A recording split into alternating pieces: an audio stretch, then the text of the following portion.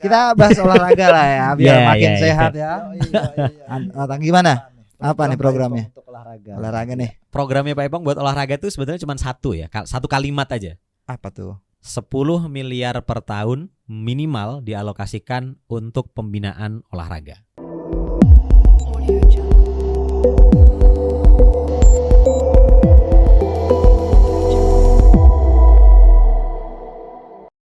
Selamat datang di Peta Project. Navigasi cerdas Indonesia.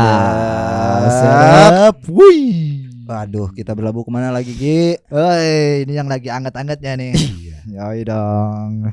Antara Pak Giri dan Pak Ipong. Pak Giri dan Pak Ipong. Malam ini kita mau ngapain nih bareng? Malam ini kita langsung ke Pak Ipong. Pak Ipong. Pak Ipong yang langsung kita hadirkan nih. Pak Ipongnya langsung? Iya dong, karena kita mau bedah visi misi. Miniatur Pak Ipong. Langsung aja. Minimal orang terdekatnya Pak Orang Ipong. terdekat. Yang suaranya paling didengar sama Pak Ipong. Pasti dong. Siapa Pasti nih? dong. Perwakilan dari Pak Ipong, Mas Naji. Mas Naji, thank you Mas Naji udah Sama-sama, datang thank kesini. you udah diundang lagi ya di Peta Project. Peta Project. Kita agenda malam ini untuk apa nih? Ya, Mengundang kita bedah visi misi. Tentunya harusnya kita yang berterima kasih ke Mas Naji ya. Oh iya. Karena kita sudah mengundang kedua belah pihak sebenarnya kan kita untuk juga.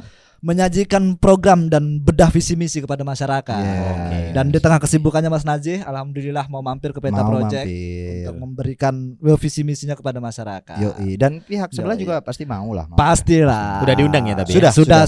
kita undang. Dan Berarti insya Allah mau. duluan nih ceritanya. Duluan. Ya, Karena kan duluan. nomor 1. Oh. Sesuai nomor urut ya. Sesuai nomor urut kita. Alhamdulillah begitu. Iya, iya. Thank you. Tapi sebelum kita bedah program, mungkin kita bedah dulu logikanya Pak Ipong lewat Mas Najib. Wow, boleh. Lu udah kayak Rocky Group lu. Iya. Pakai acara beda-beda logika. Iya, Aduh. Logika. Ini gue mau nanya deh pertama untuk membuka program bedah program ini. Ya. Pengen tahu deh, menurut Pak Ipong dan tim lebih kita dahulukan untuk Ponorogo yang hebat atau Ponorogo yang maju nih? Ya. Ini sebenarnya bukan bedah logika. Ah. Karena sebetulnya dua-duanya itu bisa dimaknai sama. Oke. Ya kan, baik hebat maupun maju itu kan sama-sama positif. Iya. Ya kan. Dan bisa diterjemahkan ke dalam hal-hal yang sebetulnya mungkin sama lah kurang lebih ya. Oke. Cuman kan tentu perspektif yang diambil, kemudian detil-detil yang dibuat, itu yang membuat akhirnya antara Ponorogo hebat dan Ponorogo maju ini nanti akan berbeda. Gitulah kira-kira. Nah, Jadi kalau duluan yang mana atau mau didulukan yang mana, ya tentu kalau dari sisi 01 Ipong Luhur ya Ponorogo maju lah. Optimis Pasti. beliau ini. Optimis Ya, dong. ya. Masih Optimis. Orang hidup harus optimis. Ya. Begitulah. Ya. Karena itu Bob, sesuai dengan programnya. 7 7 program Ponorogo maju. Yes. Ya, jadi memang harus maju dulu nih. Maju dulu. Ya, baru- Memang harus maju dulu baru bisa hal-hal yang lebih baik itu akan muncul ya nggak sih? Iya dong pasti dong. Betul. Iya benar. betul. Bergerak maju dulu, baru jadi hebat. Nice, gokil. Ya. Saya rasa nanti pihak sebelah juga akan jawab yang berbeda tentu. Ya. Sedap. Tapi kita mau bahas program apa ini Gi? Yang pertama Ya. ini? Karena kan Pak Ipong kan kita ketahui punya banyak program lah tentu. Yes, yang tadi 7 program itu 7 juga. program maju itu kan. Nah, Mm-mm. cuman untuk hari ini kita spill 2 dulu nih teman-teman ya. Yoi. Ya, ini di sektor pendidikan dan Seni budaya, seni budaya. keagamaan tentunya Ya, termasuk ya Mas. Ya, ya. Boleh. Tapi kalau ngomongin pendidikan memang banyak problem nih Mas. Ponorogo khususnya kan banyak sekali problem-problem di dunia pendidikan. Yep. Di antaranya itu ada yang kita lihat, kita himpun juga memang kekurangan siswa di sekolah dasar di Ponorogo itu juga meningkat tuh. SD negeri ya. SD negeri, sekolah dasar itu SD negeri. Nah, ini bagaimana tim Pak Ipong memandang itu begitu? Apakah itu bagian dari problem juga yang harus diselesaikan? Ya tentu ya. Sebelumnya aku mau bukan koreksi ya, tapi mungkin menambahkan informasi dulu bahwa Ipong Luhur punya total 22 program unggulan di Pilkada 2024 ini dan akan diterapkan 2024-2029. Dari 22 itu klasternya ya, kelompok-kelompoknya itu ada 7 lah kurang lebih ya. Ada infrastruktur maju, ada ekonomi maju, ada pertanian maju, kesehatan maju, pendidikan dan keagamaan maju, kemudian pemerintahan maju, sama seni budaya dan olahraga maju. Jadi ada 7 klasternya dari 22 itu. Nah, tadi kalau ditanya soal ini isu yang mungkin beberapa tahun belakangan lagi ini ya, lagi anget ya soal SD negeri yang mulai kehilangan minat dari siswa-siswi atau masyarakat sekitar gitu ya. Dan ini sebenarnya masalah yang nggak cuma dialami sama Ponorogo, banyak daerah yang juga mengalami permasalahan serupa. Salah satu akar masalahnya itu sebetulnya di kualitas ya. Jadi masyarakat banyak yang menganggap bahwa SD negeri terutama di mungkin di pinggiran lah ya, di desa-desa itu atau yang selama ini nggak menjadi favorit itu kualitasnya nggak sebaik SD negeri yang selama ini menjadi favorit. Atau bahkan tidak sebagus sekolah-sekolah swasta. Itu akar masalahnya. Nah, solusi yang bisa dilakukan apa? Solusi yang bisa dilakukan adalah menjaga bagaimana sekolah itu memiliki fasilitas, ya baik itu berupa gedung, alat peraga pendidikan, maupun tenaga pendidik yang memadai, ya secara kuantitas maupun secara kualitasnya. Nah, ini permasalahan yang sudah disadari oleh pasangan Ipong Luhur dan sudah disiapkan beberapa program strategis ya bagaimana nanti pemerintah Kabupaten Ponorogo bisa berusaha untuk menekan laju turunnya minat masyarakat untuk menyekolahkan anaknya di SD negeri. Gokil. Tapi program khususnya terkait pendidikan ada juga ya? Tentu ya ada. Jadi salah satu yang mungkin bisa saya sampaikan ya, itu adalah soal insentif untuk guru yang masih belum berstatus ASN. Ya baik itu yang ada di SD atau sekolah negeri maupun yang ada di sekolah swasta. Insentif untuk guru ini sangat penting karena ketika guru itu nggak mendapatkan apa yang menjadi haknya ya, karena yang namanya guru ini juga kayaknya dalam beberapa hari terakhir nih, ini lagi banyak pembahasan di TikTok, Instagram, Twitter ya, soal guru yang meminta kenaikan gaji, tapi ternyata banyak juga masyarakat yang menganggap ngapain guru kan harusnya mengabdi dan sebagainya. Nah ini mungkin agak kurang tepat ya pemikiran seperti itu ya, karena guru bagaimanapun mereka bekerja, mereka menjadikan guru itu sebagai profesi ya, dan mereka juga selama ini kan sekolah juga nggak murah. Ya tentu mereka berhak mendapatkan apresiasi yang cukup. Nah kalau kita bicara soal ideal, tentu masih cukup jauh untuk bisa memenuhi itu. Cuman indikatornya kita bisa lihat bahwa Kabupaten Ponorogo sejak Pak Ipong menjabat 2016-2021 dan ini nanti yang akan datang itu sudah menempatkan insentif kepada guru yang belum menjadi ASN itu sebagai prioritas untuk bisa dipenuhi hak-haknya. Minimal sebagai insentif, karena insentif itu kan tambahan. Ya. Jadi minimal ada tambahan supaya mereka lebih fokus bekerja, anteng di tempat kerjanya sehingga kualitas pendidikan di sekolah masing-masing itu tetap terjaga.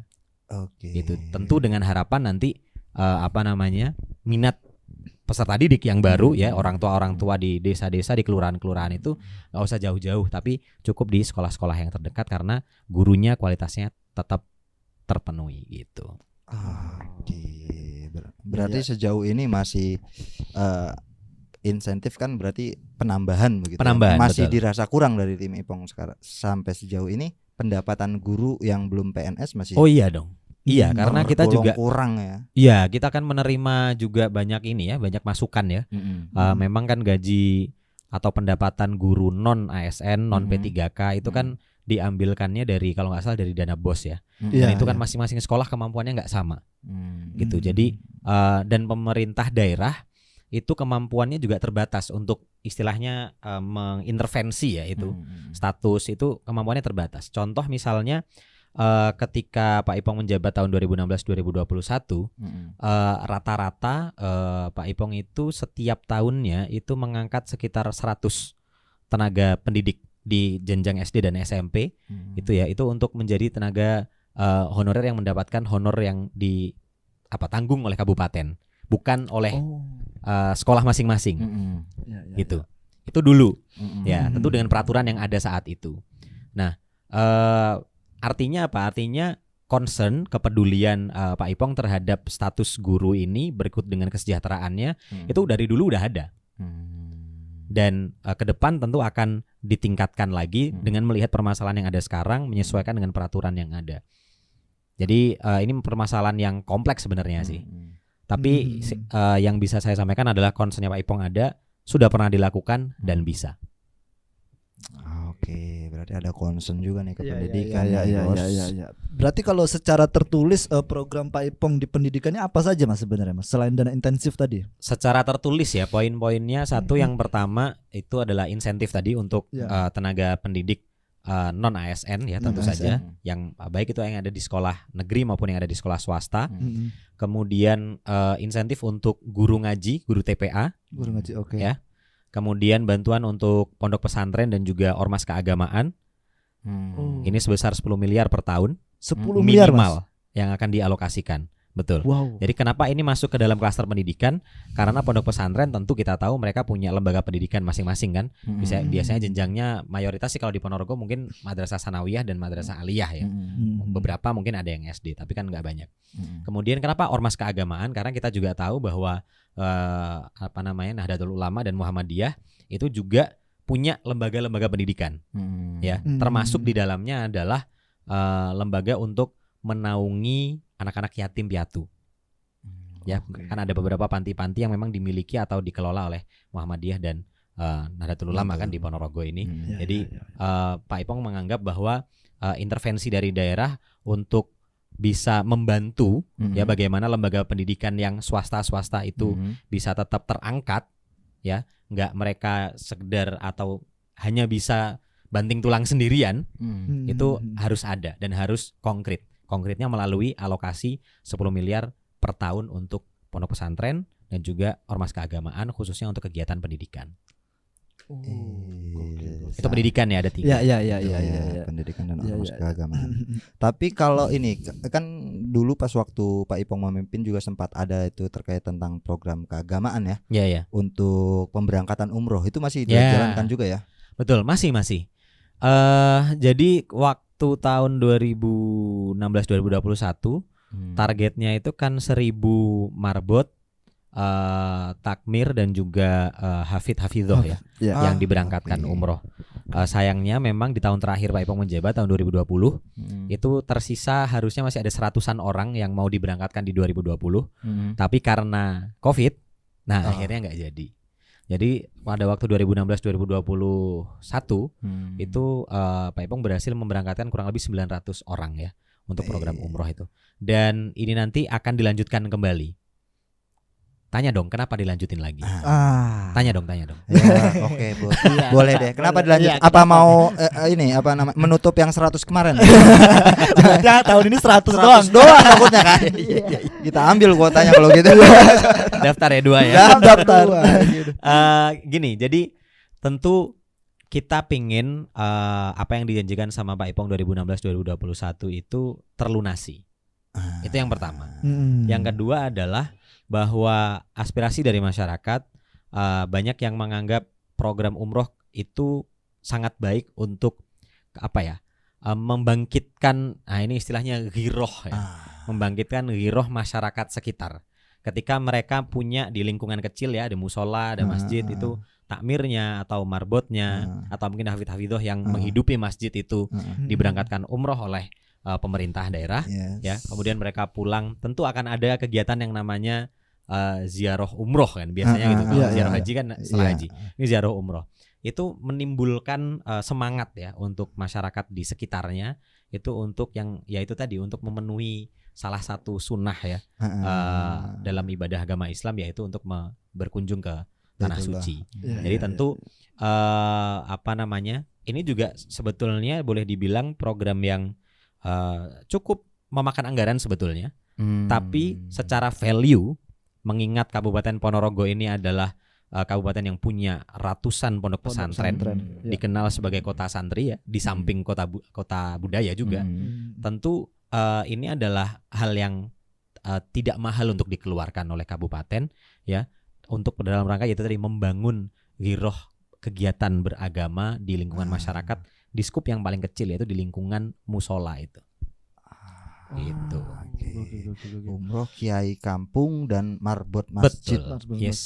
Wih, kita jadi pengen jadi marbot nih sekarang. Lumayan umroh 1.000 ya. 1.000. 1.000. Tapi gue penasaran itu tadi yang pendidikan, Mas. Ya. Nah, kalau yang tadi kan ada target 1.000 untuk yang diumrohkan. Ya. Nah, seperti yang kita ketahui kan kita kekurangan siswa. Dan Yep. Ponorogo itu dari Dinas Pendidikan kan walaupun kemarin baru diangkat 543 sekian guru yang P3K. P3K, Ya, P3K. Nah, tapi masih kekurangan sekitar 1.430 guru. Ya. Nah, itu ada nggak sih target Pak Ipong untuk menciptakan sebuah guru begitu?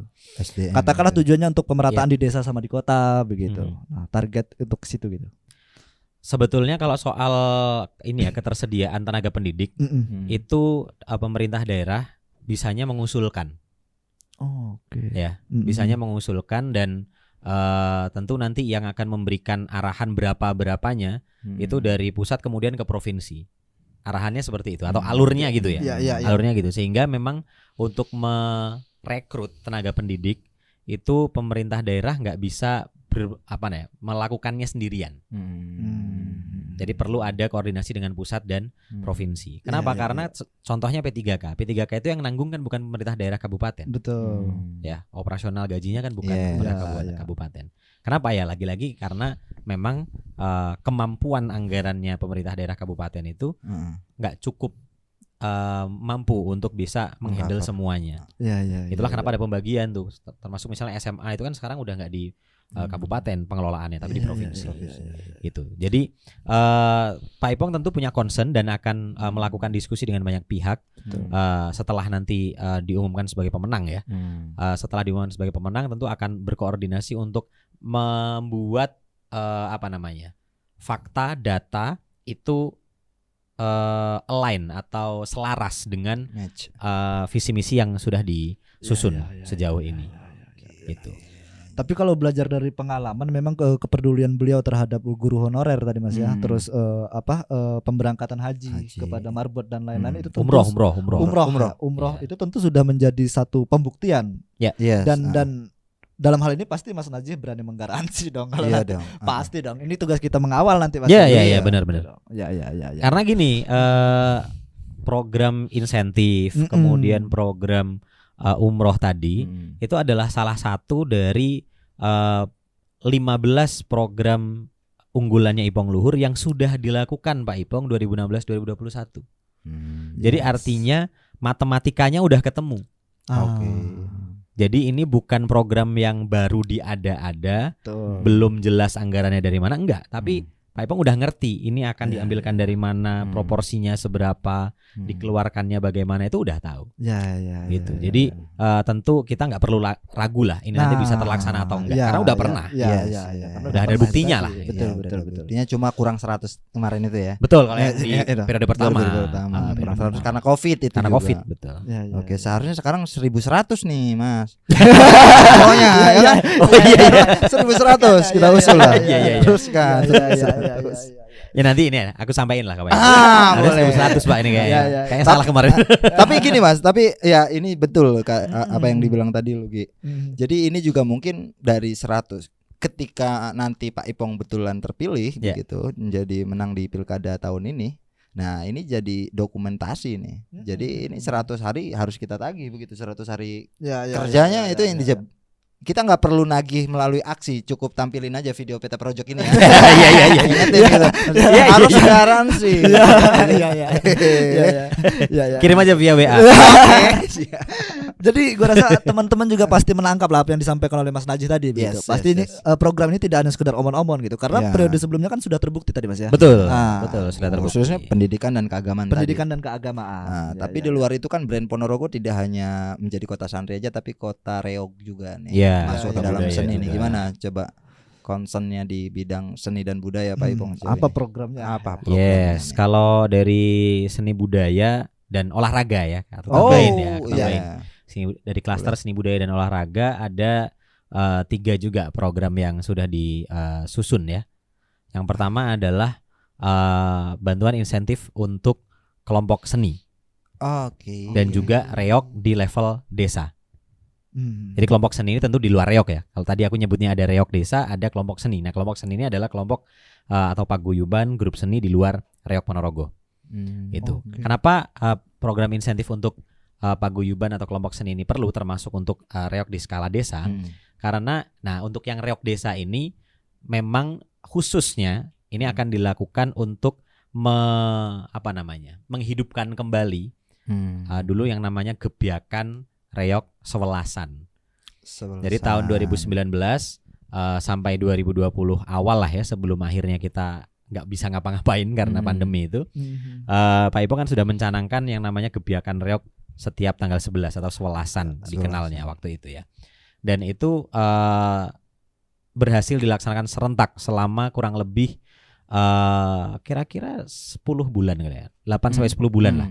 Tahun 2019 sampai 2020 awal. Kurang lebih ya dilaksanakan serentak. Nah, pada waktu itu keluhannya dari pemerintah desa maupun dari teman-teman seniman reog ya, itu adalah anggarannya mereka kadang-kadang susah. Ya karena setiap bulan harus menyelenggarakan kan. Gitu. Nah, ketika nanti Pak Ipong menjabat kembali tahun 2024-2029, mereka yang diperintahkan atau dihimbau, digerakkan oleh pemerintah kabupaten untuk gebyakan reog setiap tanggal 11 ini akan diberikan bantuan insentif supaya tetap bisa menyelenggarakan. Betul. Itu untuk yang reog desa ya. Untuk yang kelompok seni yang lain, insentif atau bantuan ini fungsinya adalah untuk menstimulus mereka supaya tetap bisa berkarya, bisa tetap latihan, ya kan? Atau kalau mereka mungkin udah dapat, istilahnya kalau konco-konco seni itu kan PY atau tanggapan ya. Kalau mereka udah tanggapan, dapat PY, ya itu bisa buat tambah lah, buat bensin atau buat mungkin reparasi alat, ya kan? Atau beli kostum baru dan seterusnya. Jadi insentif ini tetap diperlukan supaya mereka hidupnya dalam berkesenian itu nggak terseok-seok gitu. Karena kita tahu sampai hari ini sebetulnya memang para seniman di Ponorogo itu belum bisa sepenuhnya menggantungkan hidup dari berkesenian. Maka intervensi dari pemerintah ya melalui insentif semacam ini itu sangat-sangat diperlukan. Oke, tapi untuk seni ini nggak ada klaster khusus ya?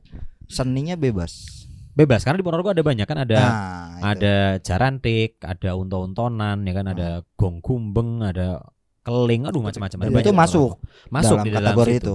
Betul. Jadi insentif semacam ini itu kan udah diatur ya sebetulnya. Ada yang bisa dicairkan langsung melalui program melalui dinas gitu ya. Ada yang sifatnya itu hibah. Kalau nilainya besar. Nah, hibah ini biasanya yang digunakan untuk membeli properti ini ya, yang mahal ya. Gitu. Nah, itu mungkin nggak bisa secara terus-menerus diberikan. Jadi yang bisa diberikan secara rutin ini yang nilainya itu nggak sebesar ketika misalnya reog itu kalau misalnya mau beli seperangkat ya, dada, gamelan dan sebagainya kan bisa puluhan juta. Nah, itu yang mungkin sifatnya hibah yang bisa diberikan mungkin hanya 1-2 kali. Tapi kalau insentif ini bisa lebih sering diberikan. Gitu.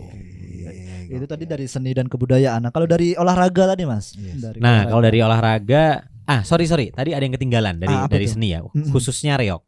Pak Ipong juga punya concern yang sangat tinggi untuk meningkatkan kualitas dan kuantitas penyelenggaraan event-event reog di Ponorogo. Jadi event reog di Ponorogo ini kan banyak banget ya. Ada yang skalanya besar, nasional. Kayak Festival Nasional Reog Ponorogo atau biasa disebut FRN, reog pelajar atau reog mini, ya kan, sampai yang rutin diselenggarakan kecil-kecil ya, misalnya di bulan purnama, di Telaga Ngebel itu.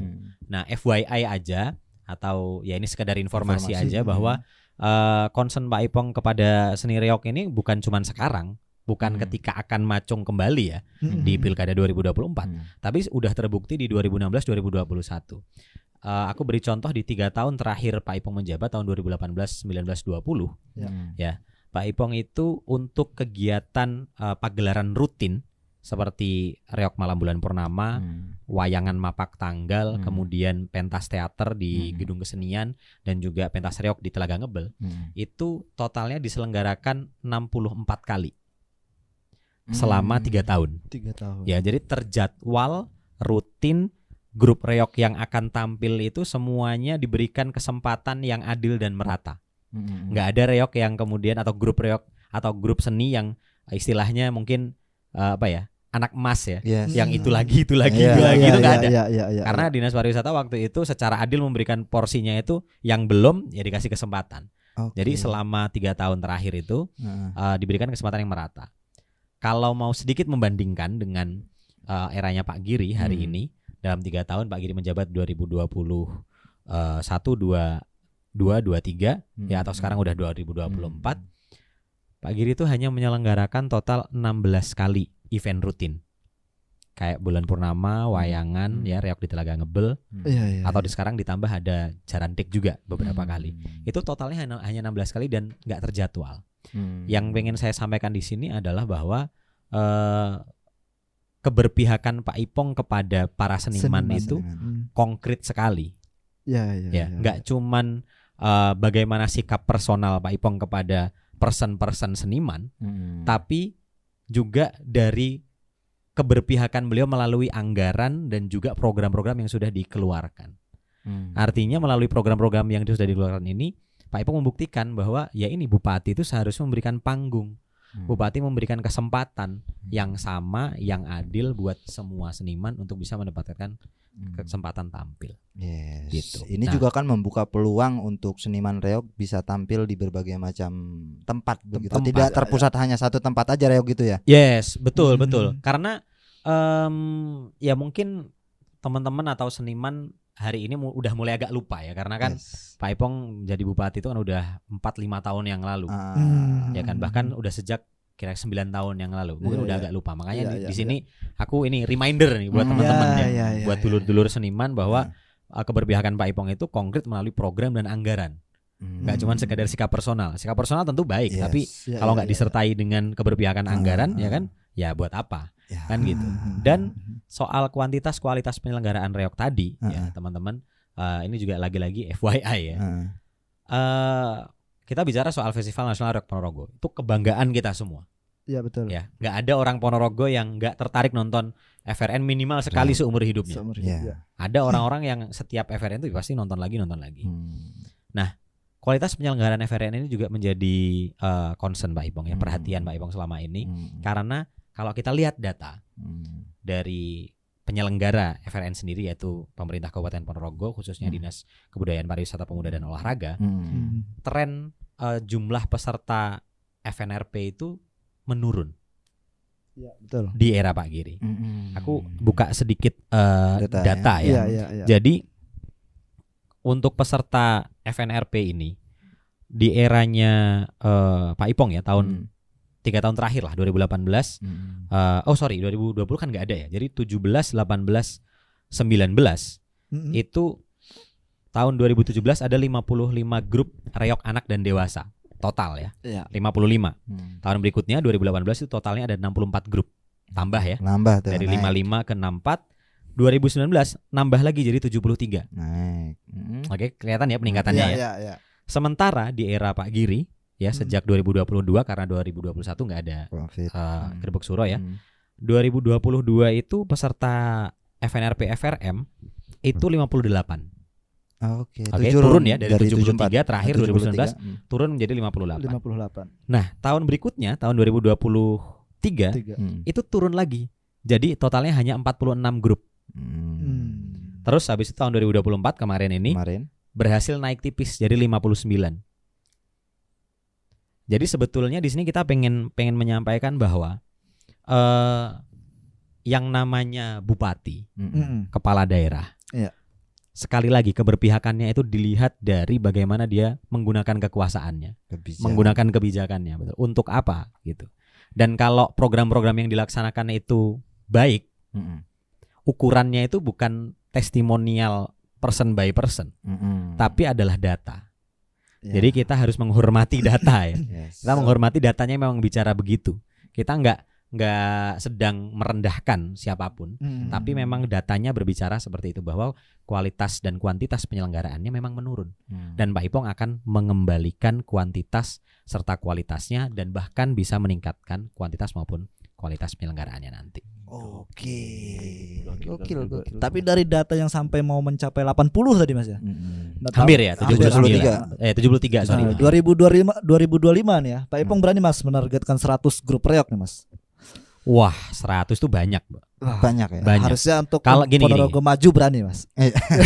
2025 mungkin ya aku jujur aja ya. Aku tuh kan nggak kayak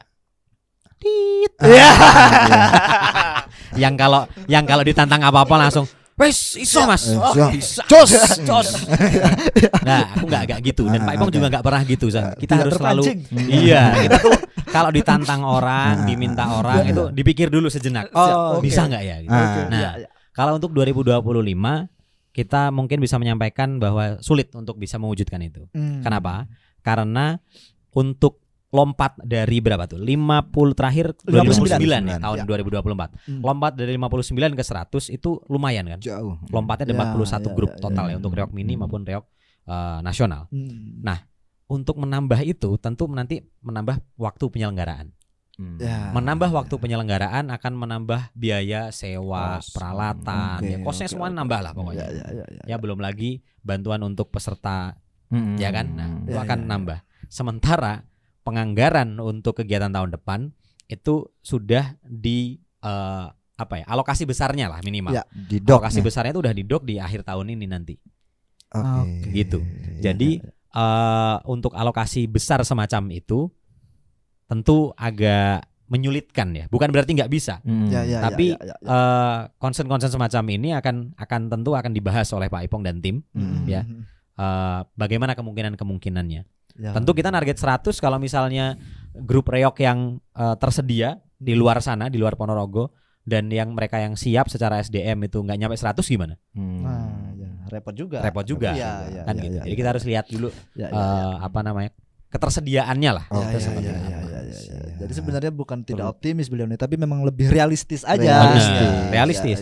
Harus realistis. Daripada nanti ini kan keblowok kan masyarakat. Kita nggak mau, Jadi perlu pertimbangan yang matang. Realistis. Tadi olahraga belum? Tapi sebelum ke olahraga gue penasaran juga terkait tentang reog ini, masih penasaran kan sejauh ini kan Pak Giri juga sudah mengupayakan reog ini ke lingkup UNESCO nih. Waduh. Gimana tanggapannya nih? Pertanyaan tepi jurang. Minggring. Agak ini. Coba. Aduh, keri ini. Sigel gue keren. Jadi soal UNESCO ya. Satu. Ini semoga nanti netizen yang budiman tidak ada yang memotong secara serampangan ya.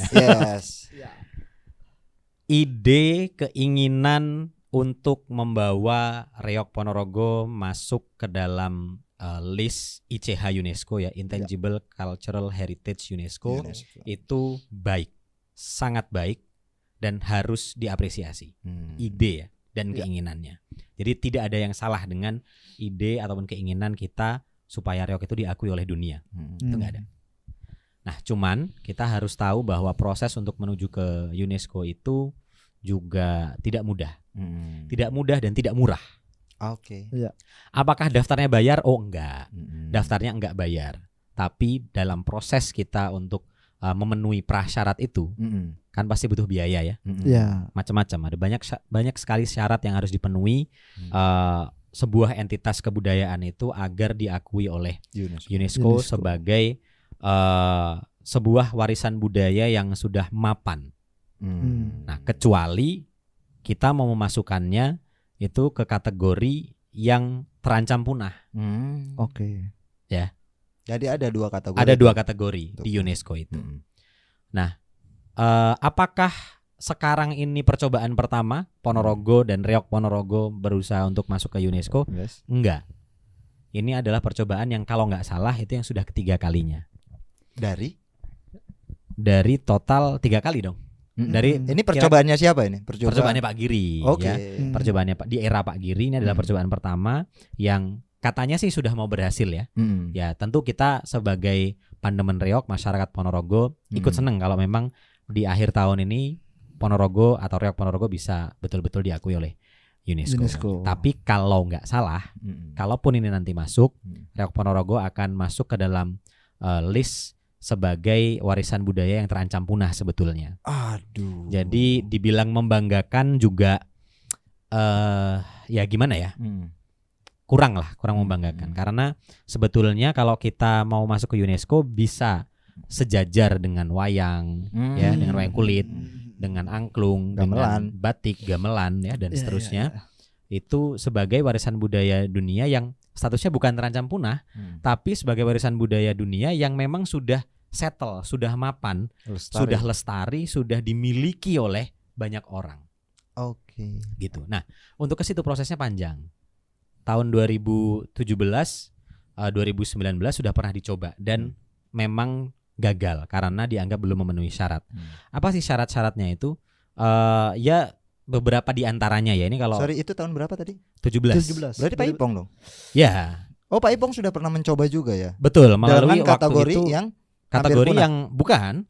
Di kategori yang sebagai warisan budaya yang sudah mapan, yang sudah lestari itu. Ini berarti berbeda nih. Berbeda kategori, betul. Beda kategori masuknya. Nah, memang waktu itu diakui berat. Karena Reok Ponorogo ini boleh dibilang besar, tapi apa ya? Besarnya itu di kampung halaman kita sendiri.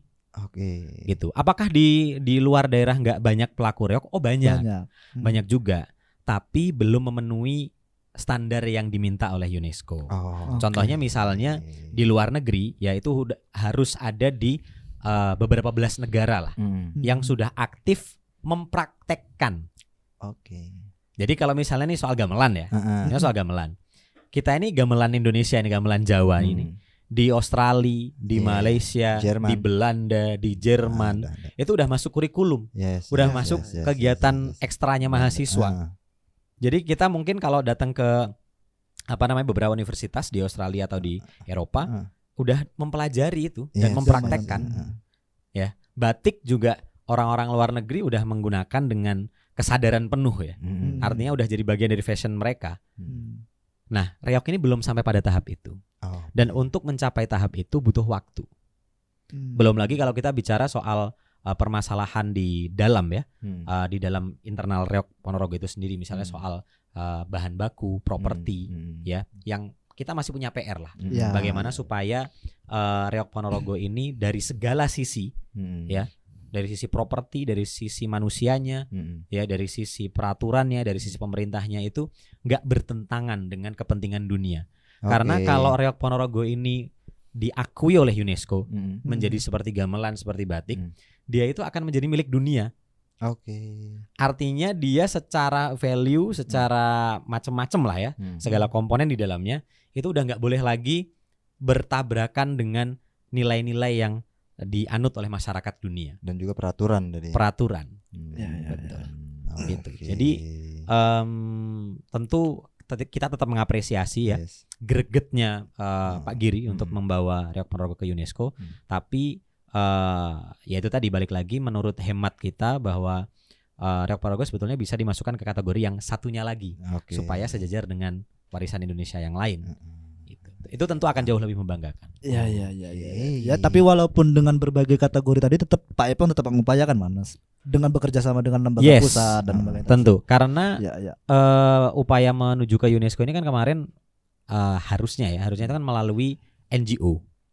Jadi ini sorry to say ya, harus saya ungkapkan bahwa pengajuan sebuah warisan budaya dunia ke UNESCO itu dilakukan oleh NGO atau non governmental organization ya, alias lembaga non pemerintah, bukan Pemkab harusnya mengajukan. Nah ini siapa? Kalau upaya yang sebelumnya itu dilakukan sama yang namanya Yayasan Reok Ponorogo, yang mungkin warga Ponorogo, dulur-dulur pandemen seni ya, itu sudah familiar bahwa Yayasan Reok ini yang selama ini ngopeni Reok Ponorogo menyelenggarakan atau menjadi penyelenggara lah dari Festival Nasional Reok Ponorogo. Nah, tentu ke depan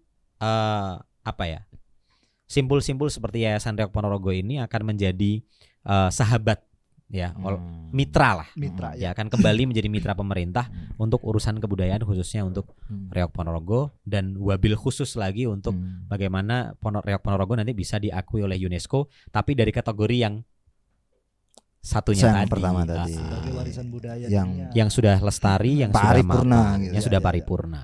Wih, sedap. Gitu. Itu tadi reok tuh. Nah, ini kita agak calling down sedikit ya Calling karena down, agak cukup calling memanas down. nih Iya, urusan iya. reok ini ya. Jangan diteruskan. Kita bahas olahraga lah ya biar Iya, makin iya, sehat ya. Gimana? Apa nih programnya? Untuk olahraga. Olahraga nih. Programnya Pak Ipong buat olahraga tuh sebenarnya cuma satu ya, satu kalimat aja. Apa tuh? 10 miliar per tahun minimal dialokasikan untuk pembinaan olahraga. Semua bentuk olahraga, Mas. Semua cabang olahraga. Pernah ada yang tanya di salah satu pertemuan ya, Iya.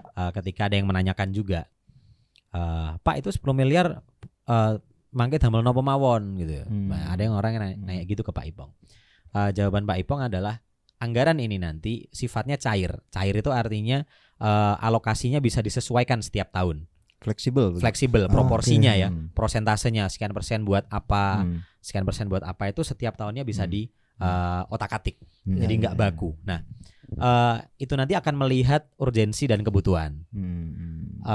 Yang sudah disampaikan Pak Ipong dan sudah di-highlight adalah program 10 miliar untuk pembinaan olahraga ini nanti khususnya akan diprioritaskan untuk cabang olahraga yang atletnya banyak, ya, atau diminati oleh orang banyak. Oke. Contohnya apa sih yang atletnya banyak itu di Ponorogo? Voli. Voli. Ya kan? Banyak kan di Ponorogo. Betul. Terus voli macam-macam lah, voli bola karet, bola ini macam-macam, pokoknya voli. Terus sepak bola. Ya. Sepak bola juga termasuk peminatnya banyak. Ya. Yang anak-anak muda hari ini gandrungi adalah Panahan sedikit. ya. Panahan sedikit. Yang anak-anak muda hari ini gandrungi adalah E-sport, betul. Jadi e-sport akan masuk ke dalam prioritas lah nanti yang akan mendapat program pembinaan. kabar baik nih teman-teman e-sport nih ya. Karena indikasinya tadi ya, atletnya banyak, diminati oleh masyarakat banyak. Iya. Nah kemudian nanti ketika mungkin ya masih ada sisa, itu akan dialokasikan untuk olahraga-olahraga yang lain, cabur-cabur yang lain yang membutuhkan. Khususnya apa? Khususnya adalah cabur-cabur yang mungkin akan menghadapi kompetisi tertentu. Jadi misalnya tahun 2026 ada cabur apa yang mau ikut kompetisi di mana. Nah itu akan diprioritaskan untuk mendapatkan bantuan pembinaan. Gitu. Tapi untuk infrastruktur di cabur khususnya sepak bola ada concern juga ke arah situ, Mas. Oh ada. Jadi kayaknya 10 miliar itu kurang malah kalau untuk bikin gor. Oh iya. Betul. Karena kita juga nggak akan ini sih, sekali lagi ya. Sekali lagi Pak Ipong itu selalu mengukur apa yang dijanjikan. Ya, keinginan nggak ada batasnya. Tapi kemampuan kita ada batasnya. Jadi harus jujur dengan kemampuan. Kalau kita dituntut misalnya atau Pak Ipong dituntut untuk membangun Stadion Bathara Katong ya. Renov supaya jadi kayak Old Trafford gitu. Old Trafford apa kayak New Santiago Bernabeu. Aduh butuh berapa puluh tahun ya. Enggak tahu deh. Jadi berat memang. Jujur berat memang. Karena kemampuan anggarannya kabupaten enggak nyampe segitu. Nah, cuman kita melihat ada sesuatu yang lebih urgent daripada renov stadion ya. Ketika stadion direnov, yang menikmati mungkin hanya satu klub ya atau ya hanya ada di kota. Tapi Pak Ipong sudah mencanangkan ya sebuah gagasan yang nanti akan dilaksanakan secara bertahap, yaitu pembangunan atau pembuatan lapangan olahraga di tiap-tiap ex-PB atau ex pembantu bupati ya. Kalau sekarang tuh kita punya wilayah misalnya Kulon Kali ya di Sumoroto, terus di Jebeng tuh sekitar Selaung sana, Selaung Balong lah. Terus di sekitar Arjowinangun di timur, Jetis ke timur. Ya. Terus misalnya di wilayah Pulung. Timur. Dan di kota. Bentuknya apa? Bentuknya adalah sarana lapangan ya olahraga untuk sepak bola, voli ya. Ini yang diprioritaskan. Kemudian mungkin yang lain akan menyusul. Tapi tentu bentuknya bukan yang sampai kayak gor ya. Tapi kalau teman-teman mungkin lihat atau ingat di kota-kota seperti Jakarta, itu sudah banyak lapangan bola yang kualitas rumputnya bagus, ya meskipun nggak punya tribun yang besar. Jadi intinya apa? Intinya pembangunan ini dimaksudkan agar kegiatan olahraga masyarakat, khususnya anak-anak muda di simpul-simpul daerah itu hidup kembali. Oke. Karena kalau ada lapangan yang layak, siapa sih yang nggak semangat untuk olahraga, ya kan? Ya. Dan ini bisa dijadikan juga stimulus untuk melahirkan kompetisi lokal. Ketika kompetisi lokal ini bisa hidup, kita akan punya stok talenta-talenta olahragawan atlet muda. Dengan begitu, mimpi kita supaya Ponorogo, klub kesayangan Ponorogo misalnya Persepon, itu untuk nanti bisa berlaga di divisi 3, kemudian Liga 2 lah, ya kan. Itu bisa terwujud. Jadi kita itu kalau mau menuju sesuatu harus ngerti tangga menuju ke arah situ tuh dari mana.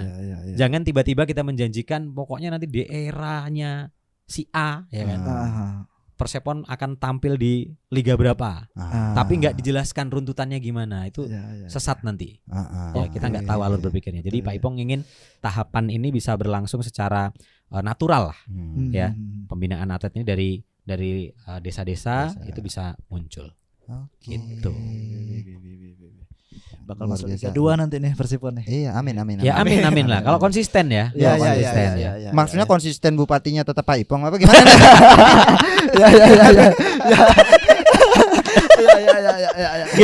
Konsisten dalam arti gini, yang baik kita katakan baik, yang kurang baik ya kita katakan kurang baik. Gitu. Siapapun yang mengusulkan, siapapun yang membawa.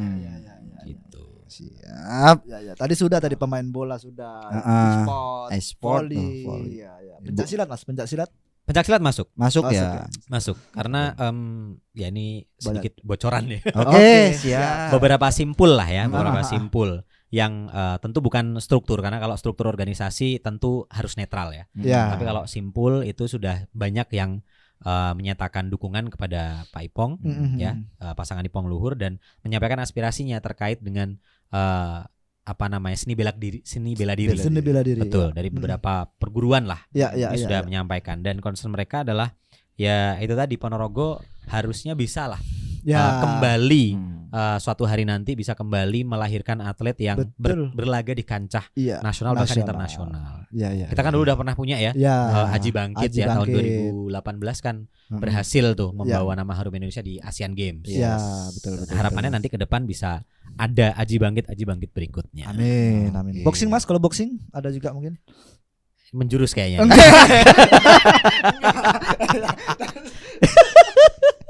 Itu yang ditembak. Jurus. Ya, itu bagian dari jurus kami ya.